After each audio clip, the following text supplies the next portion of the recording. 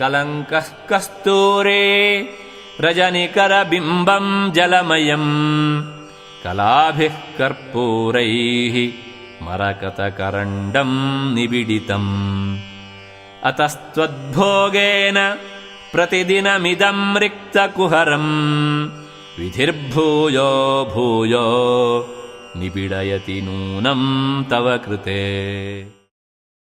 తల్లి, జగజ్జనని, ఆకాశంలో కనబడు చంద్రమండలము మరకతమణులతో చేయబడి నువ్వు కస్తూరి, కాటుక, పన్నీరు మొదలైన వస్తువులు దాచుకునే భరణి. చంద్రునిలో మచ్చ వలె నల్లగా కనబడుతున్నది కస్తూరి. చంద్రునిలోని జలతత్వం నువ్వు జలకములాడుటకు ఉపయోగించు పన్నీరు. చంద్రుని కళలుగా భావించేవి నీ తాంబులపు పచ్చ కర్పూరపు ఖండములు. ఈ వస్తువులను భరణి నుండి నువ్వు ప్రతి దినము వాడుట వలన తరిగిపోకుండా ఉండేందుకు ఆ బ్రహ్మ పదే పదే భూయో భూయో వాటిని భరణిలో నింపుతున్నాడు.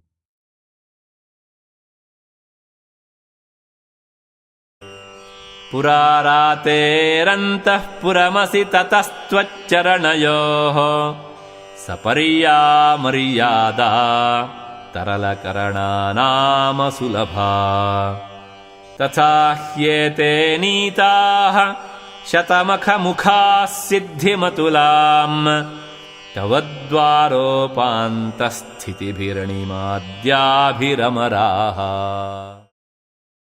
అమ్మా, నీవు త్రిపురహరుడైన శివుని పట్టపురాణివి. అందువలన నీ పాద పద్మపూజ చేయగల భాగ్యము చపలచిత్తులైన వారికి లభించునది కాదు. అందువలన ఈ ఇంద్రాది దేవతలు అందరూ నీ ద్వారపాలకులైన అణిమాది అష్టసిద్ధులను గొలిచి దాని వలన సాటిలేని అభిష్టఫల సిద్ధి పొందుతున్నారు. అల్పమైన సిద్ధులకు సంతోషించువారు నీ పాదముల వద్దకు చేరలేక ద్వారముల వద్దని నిలిచి ఉండిపోయారు. కాబట్టి ఆ అణిమాది సిద్ధులను దాటి ఇంకా పురోగమించిన వారికి మీ పాద దర్శనం సాధ్యమవుతుంది.